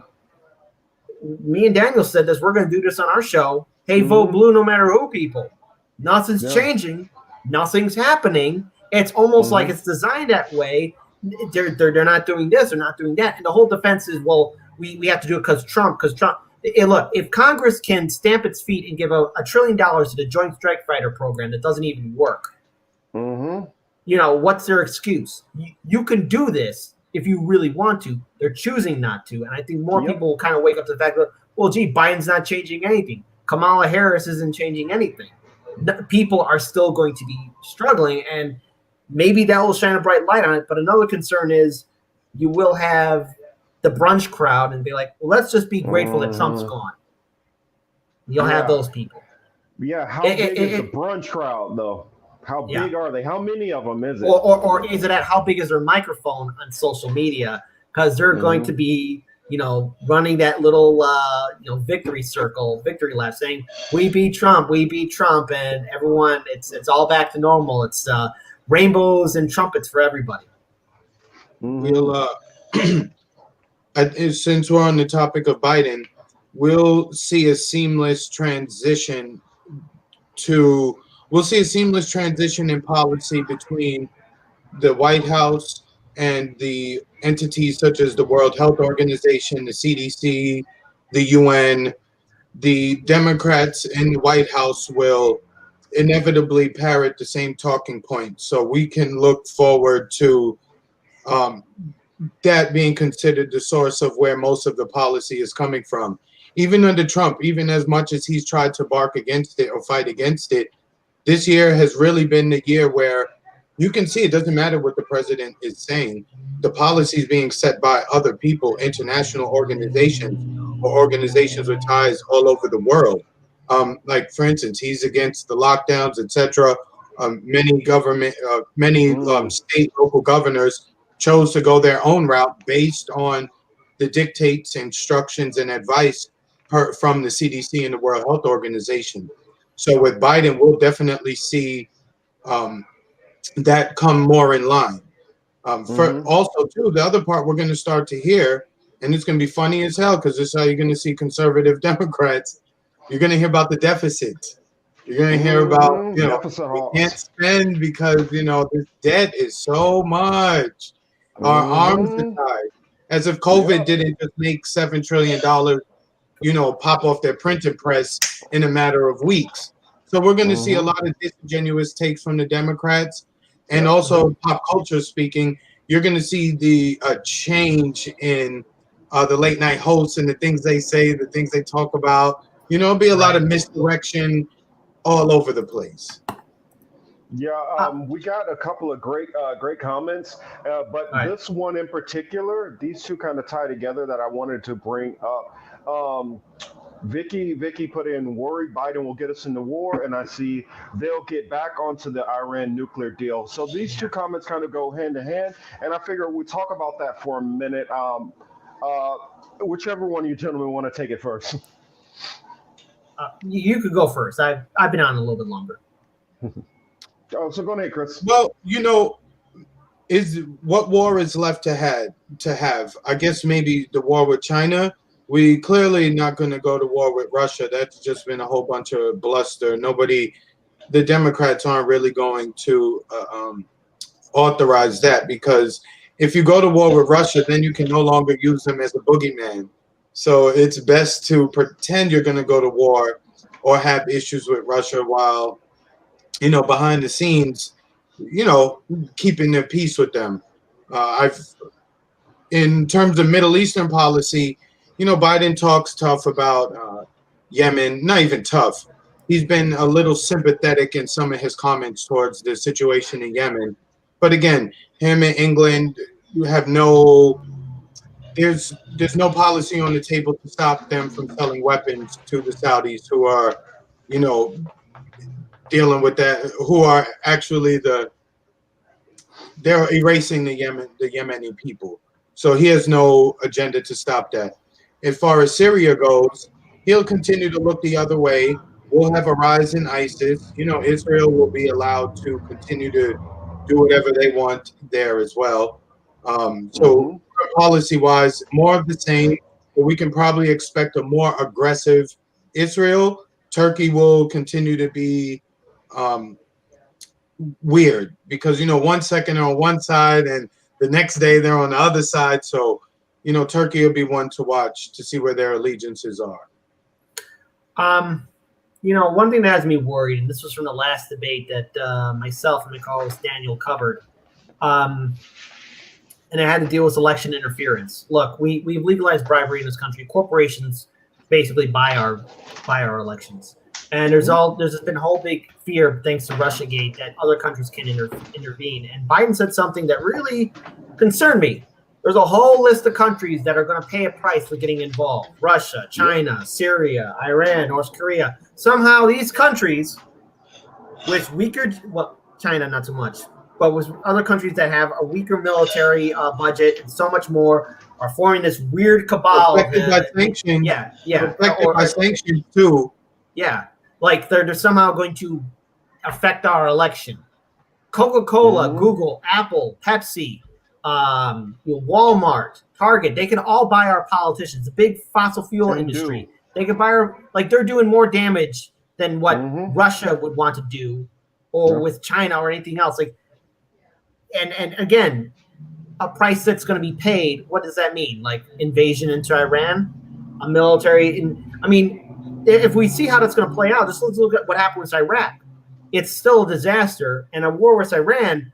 You know, if you want to give the fundamentalists there more ammunition, because then they could say, see, we always told you the Americans were the great infidel. We always told you that they were the great terrorists. We always told you that they were going to invade us, and they will have all the ammunition they need because Biden and the Democrats want to go to war with Iran. Yes, they do. And the thing is, too, let's just rewind back the clocks at maybe early 2019, and I hope I'm not missing too much into this, but remember, there was going to be an aerial bombardment over Tehran until Trump stopped it at the last minute. Correct. He said he didn't like it. Very important. And because he said he didn't like it. Now, some people say he chickened out or whatever. He didn't like it. Doesn't matter. We avoided a war. He said he didn't like it. He called it back. He has to act tough, but he didn't want to do it. And same thing, too. Let's also look at just how ridiculous a war would be with Iran. A $100 million drone was taken out by a $30,000 Iranian rocket. People forget that drone that was shot down. $100 million shot down by $30,000. Yep. Correct. So, we might win the battles and everything else, but economically, saying that Iran can't do damage, they could. They very well could, because if that $30,000 rocket can shoot down a $100 million drone, I mean, just the price will be adding up. How much treasury are we losing? The big joke will be on us. And guess who's paying for these wars? The taxpayer. All right. Hey, Marcus, let me read a comment. Variant says Democrats should go after Assad again. I don't want to get away from that comment, though, because that's... okay. My bad. Go ahead.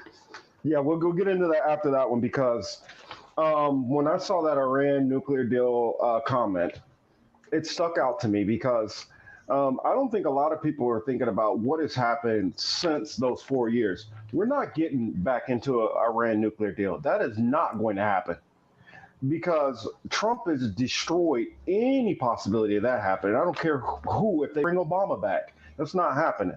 When they killed General Soleimani, Americans, since they don't understand a lot of foreign countries and foreign policy and how countries revere certain leaders, they don't understand the damage which was done. It's basically the equivalent. General Soleimani was the equivalent position-wise to like a vice president / Speaker of the House. That's like his political positioning. Now, the love for him in that country was the equivalent of how a lot of people love Michelle Obama. Now imagine taking out Michelle Obama while she was vice president. That's kind of equivalent of what we did taking out Soleimani. And so you're just not going to smooth that over. And then you have a nation which we've went in, we've overthrown their leaders, put in fake leaders, stolen money, done all kind of things. There's no way that they're going to be on a peace footing with us. They're just waiting for, is Biden going to be stupid enough to try to push us? Because they're at the point where they're like, hey, I get it, the bully might destroy me, but the bully is going to take a couple of punches before I go down. And that's what we have to realize, that because we went around and we've trampled over so many countries, we've interfered in their elections, especially looking at Bolivia, and I'm glad they were able to kind of right the wrong in a sense. But that damage that we do to other countries is not something that just goes away. So that's something that is you have to factor in. And like Kit was saying, $30,000 weapon takes down multi-million-dollar drone. They have spent a lot of time figuring out and studying our weapons. And since we're using them, shooting them off everywhere, they're having plenty of time to study how to counteract our weapons. And we don't factor in any of that. They have plenty access to data. I mean, they're only surrounded by the U.S. military or NATO on virtually all sides of them. So, I mean, if they don't have to go far to see what the length to which the military can do to them. And everybody knows Iran has built themselves up for defense. You know, they're not running around the Middle East trying to conquer their neighbors, as are Saudi Arabia and Israel on both sides. I mean, that's really the two major players there. And, you know, they're little lackey boys in UAE and like Omar, you know, or Qatar, you know, because those guys, they're all together. You know what I'm saying? Yeah. So we're going to see a major problem. As far as Iran goes and our behavior towards them under a Biden administration, though, maybe vocally we'll be a little softer to them, but behind the scenes, again, we'll still be working against all of their supposed allies, namely Russia. So things won't get any better. I had to push back one thing you said about, well, not necessarily worry about Russia. Well, I know everybody who's listening might not be religious, but biblical prophecy does talk about Russia being basically a country to have to worry about. It talks about Gog and Magog leaving a certain nation silent and dark. Now, I do know that they have EMP weapons already, and then even like people like Rachel Maddow was talking about their capability to take down our electrical grid. So for me, I do take religion seriously. So I know everybody does it, and I don't try to force my beliefs on the others, but I feel like at least keep it in your mind that maybe you don't believe in that, but those theories or predictions are out there. I would like to add in something here real quick. And we cannot ignore this fact that is very true. When Bush was president, we had the war in Iraq and Afghanistan. When Obama became president, we went from 2 wars to 7. Now, Trump is a lot of things, and he's somebody I don't want to see reelected, and I didn't want to see him elected in the first place. We haven't expanded our wars. Now, of course, are we still doing foreign interventions? Yeah, we still are. We still are, of course. Business as usual. But my concern is, if a Biden administration happens, do we go from 7 to 8 to 9 to 10? When does I mean, this is the fact, because the military-industrial complex, Trump has put an ugly face on everything, but he's also put a stupid face on everything too. The debacle of the coup in Venezuela, and then to reverse the fortunes that happened in Bolivia, because their coup president, you know, their puppet, her party didn't win elections.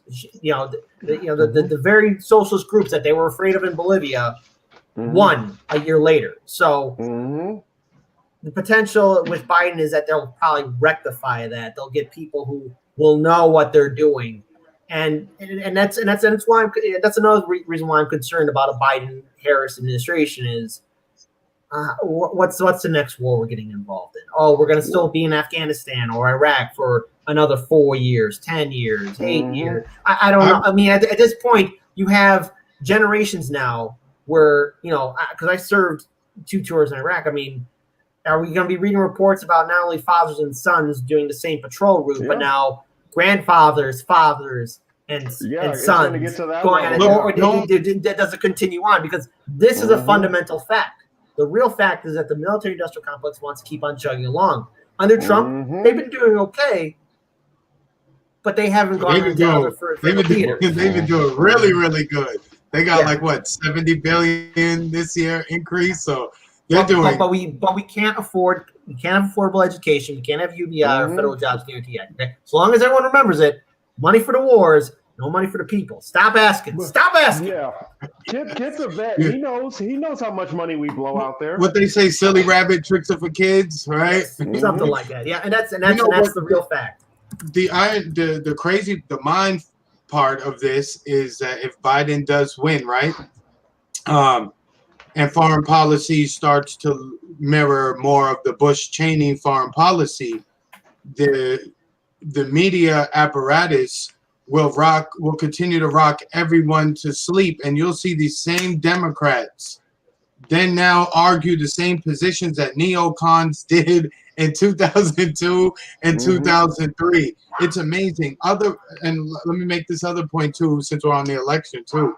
Isn't it funny? In 2000 they stole the election, and for Trump, as bad as he is, the people who stole the election are now working with the Democrats under their Lincoln projects and their Midas touch people, and it's all these crooks and going against Trump. And again, Trump is he corrupt? Absolutely. I'm not saying he's a god or a savior, but at the same time, it takes a crook to point out a crook, and he's pulled their coattails and pulled their cards a bunch of times. So we cannot just gloss over the fact that the Brooks Brothers people are now on the Democrat side too. So expect funny money stuff come Thursday, Friday, Saturday, Sunday.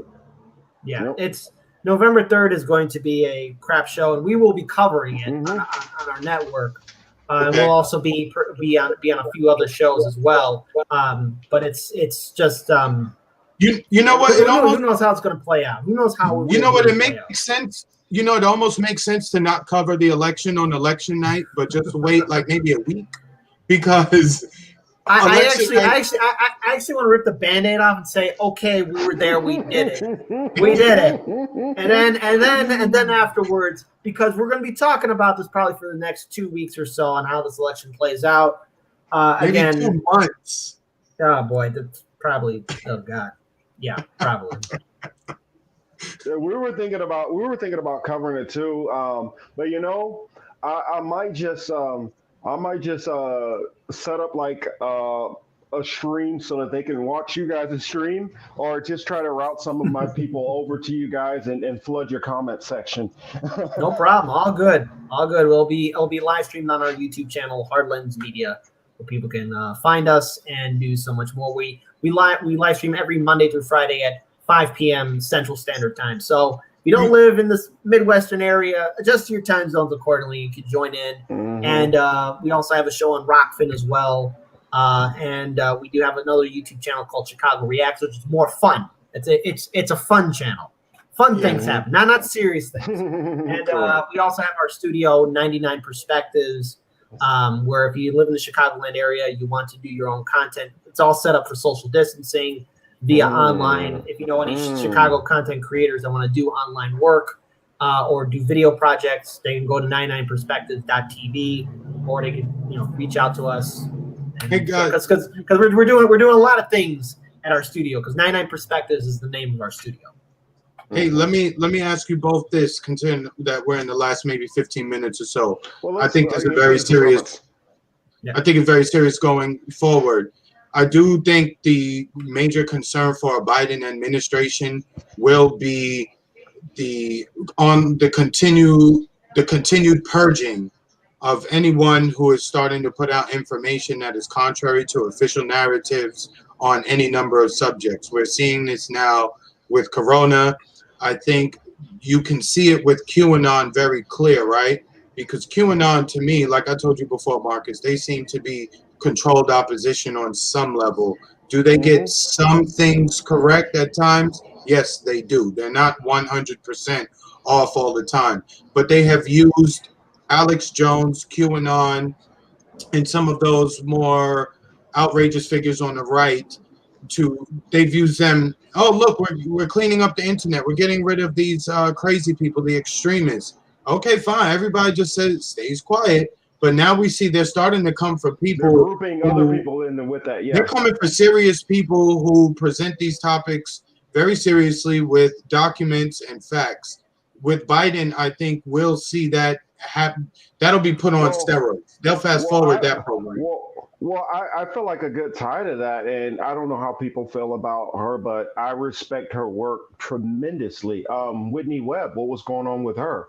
And I think by them saying, "Oh, well, look, we got rid of all these right wingers," so that it could be easy, because the difference with a Whitney Webb and QAnon is just throwing darts at a board and hoping stuff sticks, and some stuff might have some smoke to it, some stuff doesn't. A lot of it is kind of delusional, but they're controlled opposition, like you said. But when you have somebody like Whitney Webb, who literally goes and tracks down the victims, who has interviews with the victims, who goes and gets court documents, and who is a legit investigative reporter, because the information is not comfortable, they will group her in with those same conspiracy theory, as just a conspiracy theorist, just to dismiss her. And I've even noticed, like, I can still find a lot of my lectures and stuff, which I'll find on YouTube, because I listen to lectures literally all the time and audiobooks all the time. And that stuff is still there. But if you want to find people who are covering or commenting or who are going to add to those sources, it gets much, much harder to find that. And I start noticing little by little, it starts getting harder and harder to find certain information. It'll be a video where a year ago, I was able to just type it in normal and find it. Now I can type in the title and still have to go through 30 minutes of going through, search results just to find it. And that's intentional. I think that's pretty much a good point to really mention. How about let's end this on a positive note? Let's actually talk about the future, as much as we can. Positivity. Especially going into 2024. But even though it's 4 years down the road, what am I doing here? Come on, what's going on? And I'm just kind of going to give a heads up on just really how I feel after November 3rd. This is just going to be my conclusion. People who we should keep an eye on, and people who could probably bring in the much needed leadership that independents, progressives, conservatives would really support and like. And that would be, going in this order: Nina Turner, Tulsi Gabbard, Andrew Yang. Let's say her name, Brianna Greyjoy. I think she has a lot of potential for leadership. And finally, the fifth spot, it's kind of give or take with a lot of other people, but those are four that really kind of stand out. I'm still trying to figure out who could be number 5. But possibly. Again, there's a lot to unpack, but I think perhaps we should keep an eye on these people, on what good they can do. Now, again, don't hero worship, but those are like my picks of people who can maybe bring in leadership. But it's all a matter of what kind of political infrastructure and what kind of pushback we're going to see against the neoliberal, neoconservative two-party system. The more we can paint the two of them as the same, and then weed out and get better people installed in these positions or situations, the better off it would be. Going into 2021, what I would like to see is people leave their jerseys, burn their jerseys like they did in Cleveland when LeBron left, right? Like, you flying that Democrat jersey or putting on that Republican jersey, man, burn that shit in the driveway, man. They're working against you. Like, go talk to your neighbor, go figure out what you guys have in common, and then talk to another neighbor, and then go from there and see what works best for you guys. Because DC has none of our interests at heart. Yeah. So we really do have to look internally and locally. I know we have these great big macro issues that do need to be tackled, but if we can't deal with the micro issues eating away at you, we're never going to be able to tackle the larger issues. Yeah, and I guess to add on to that, my positive note, in which I always say, when people ask me my opinion on what we should be doing, because granted, right now it is hard to see the upside and see the sun through all of the clouds. But what I tell people is where you do have power and where you can do things is on the local levels. Get with your councilman, get with your alderman, find out who your local DA is and prosecutor, and you can literally make noticeable changes in your community that can make a difference for people who you know and love. Back when I was in Kansas City, I fought against what they call the ghostwriter tax. And this ghostwriter tax, what it was they took everybody who didn't pay their bills and they decided to create a tax that they were going to disperse amongst the rest of the paying customers. And if you're aware of these things, you're able to fight against these things and have victories in certain things. Or if you decide, you know what, in my area, they're not fixing the roads. Some of the stuff which we're trying to put off on the national level and hope that there's going to be this big giant infrastructure project that's going to fix all our roads and all our bridges. We can start working at much smaller levels to accomplish some of these things. And I feel like another thing which Gravel always preached about is direct action. We can write our own legislation. We can go out there and get signatures on our own. We can be our own activists, and we don't need to be afraid of that. We need to embrace that wholeheartedly. And just like my two great co-hosts here were saying, they were saying that don't idolize the people. We got to stay true to what we believe in, what policies we stand for, what our morals, what our ethics, what our goals are. And we can't be distracted on, individuals all the time. Now, now, don't get me wrong. If we do have those shining stars who are great beacons, who are pushing the messages that we're going for, then there's nothing wrong with hopping behind that movement and trying to push it further. But the moment when our leaders, our standard bearers, start kind of going astray, we can't be afraid to guide them back into line. We should be working with and working towards, not working for. Those are, it's a very different thing. If you're working for Joe Biden or working for the Democrats or working for the Republicans, then you're only doing the work that the people who run those organizations want you to do. Now, like we said, we don't want to deify any of these individuals, whether they be in media or politicians or celebrities. But if you do see somebody is doing something good, there's nothing wrong with offering support to that and working with someone or working towards a goal. And we have to be careful not to get caught up, because I think just a lot of people currently are just working for the Democrats or working for the Republicans. And that's a means to a quick end. Then you'll go crazy at the end of it. I want to keep my sanity. And let's see. I guess we only got a couple more minutes. Let's try to get caught back on some of those comments, because they make I love to have the interaction from the crew. And if I could, and more people like to be on camera, I would just throw the link out there in the chat and people hop on and say some of their comments, because I do enjoy the interaction. And I'm not one of those people who feel like I want to use this platform to just be my only soapbox. I want all of us to be able to get those point of views through. And especially sometimes you guys educate me on so much also. So I don't ever want to be to the point where I feel like, well, I've studied this and I've learned this, so you all just need to listen to me. We all need to listen to each other. We you don't want to do that. Learn from each other. But yeah, let's get into those comments. I blab a lot. Let's see. Variant says censorship will be the norm. 2016, Hillary boldly said she was going to shut down Alex Jones and other alternative media. We can expect the same thing from a Biden admin. Mm-hmm. Again, I don't disagree with that comment. E. Heller has a lighter comment. The Mike Gravel tweet kids will save us. That's a fact. They're a funny account. You should follow. I hear bikes in the background. I do also see Gray Walker join third parties comment, which I really like the most. Too many see politics is about winning an election. It's not about politics. It's about good governance and policies, because policy is going to matter. We need a universal basic income. We need a federal jobs guarantee act, student debt forgiveness, medical debt forgiveness, Medicare for all, affordable housing, ending regime change wars, investing into our infrastructure, fighting climate change, and doing so much more. I mean, if I could list a handful of things, I shouldn't be running for office, but I mean, come on. I think we all know what's happening to us all right now, and we need it. It's just the thing is, it's up to the people to step up. The people have to step up now. Exactly. That man, Kit, you couldn't have said it. You couldn't have said it any better than that. I mean, and that's what I try to harp on.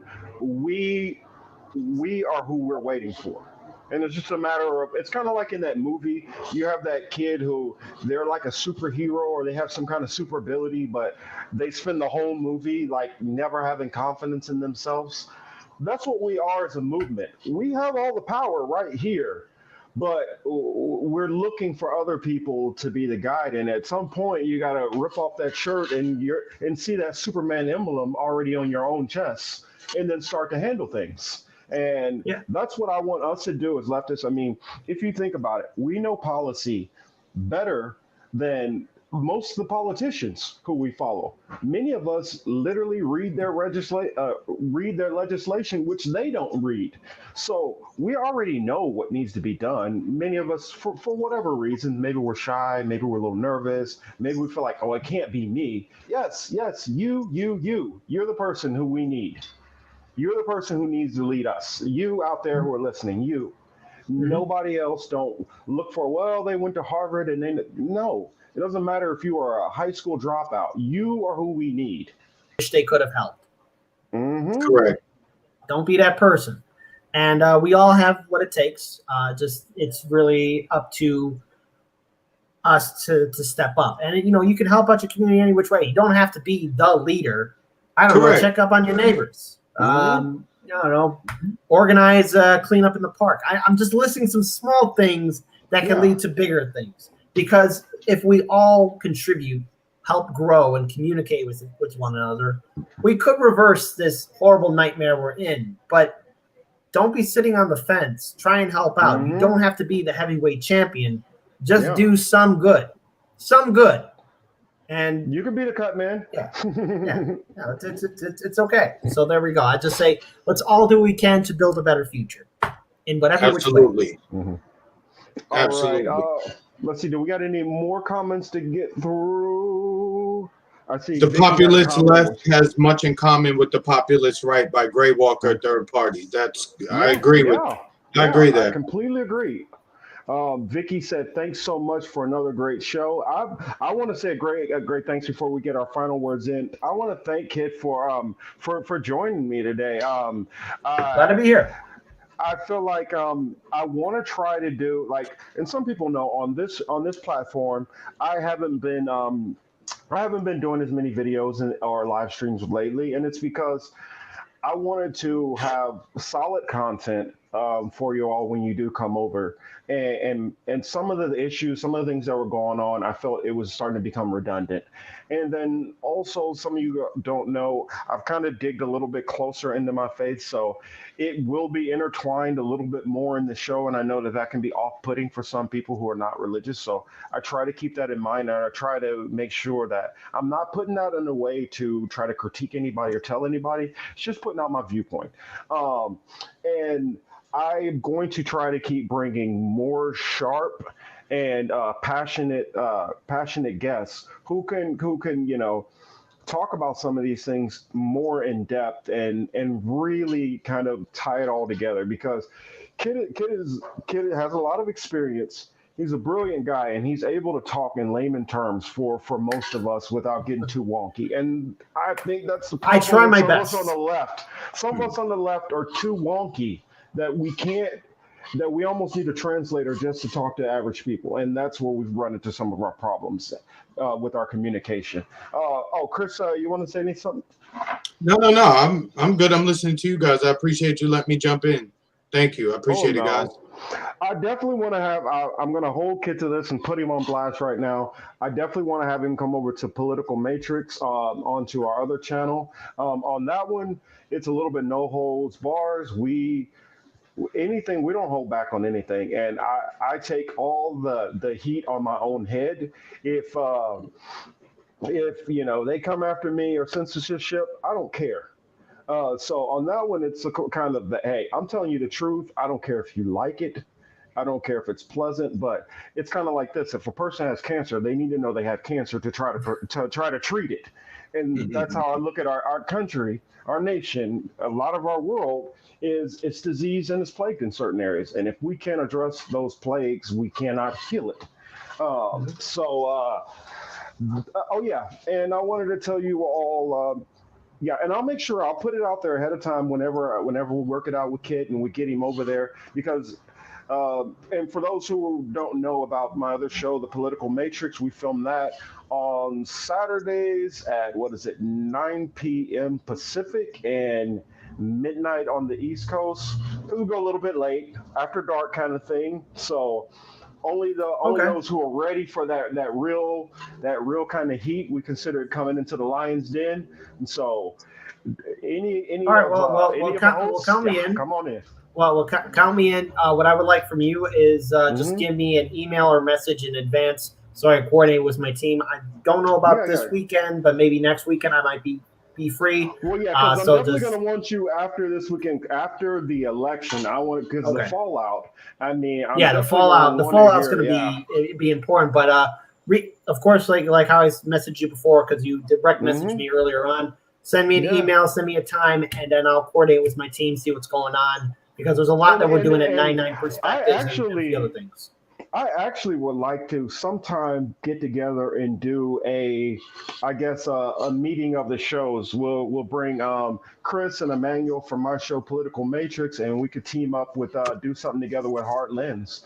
I think that would be something fun to do. And send me the details. Send me the details while we're live. What I want you to do is send me the details. I'll coordinate with the rest of my team, and we'll see what we can do. But let's just try and set up the groundwork. Let's not rush into it, but let's set up the groundwork so that way everyone will be on the same wavelengths. Oh, I just like to put it out there so the audience is at least heard. Oh, wait a minute. There's a possibility that Political Matrix and Hard Lens might. Okay, so it's in the back of your head. So when you see that invite, 2 weeks, whatever down the line, I want you all in there. I want you. And the same thing, if I ever say anything where you feel like, he might be a little off on it, I am not some kind of king or anything like that. All of us should be able to talk to us and approach each other on things we agree on, disagree on, and let it all, hash out. That's the only way we get ahead. One last, for those who don't know, make sure to catch my show later tonight, The Annihilation Cage with Niall Elcom and Alyssa Vieira. And I have an interview scheduled next week, another special guest. I will have Harvey K will be joining me for an interview. So make sure to tune in to that. That'll be after the election has went down, and it'll definitely be interesting to talk about it. And then we'll definitely have Kit back to talk about some of the stuff after the election. So thank you all for joining us here on What I've Been Thinking with Kit Cabello and Chris Lawson. And hopefully you all have a wonderful day and enjoy your week. And keep fighting out there. Do not let some of these negative things that we've talked about or some of the negative things you see out there, let that take down your mood or your morale. Use that as ammunition as what you need to fight against and what we need to change. That said, you gentlemen have anything to say before we get out of here? No, we good. Peace out. Hey, everyone have a safe weekend. Hope you had a wonderful Halloween. No matter what happens on November 3rd, don't give up the fight. We must all keep on pushing forward, and let us all do what we can to build a better future. All right. You all have a good one. We'll see you again next time. Thank you. All right, guys.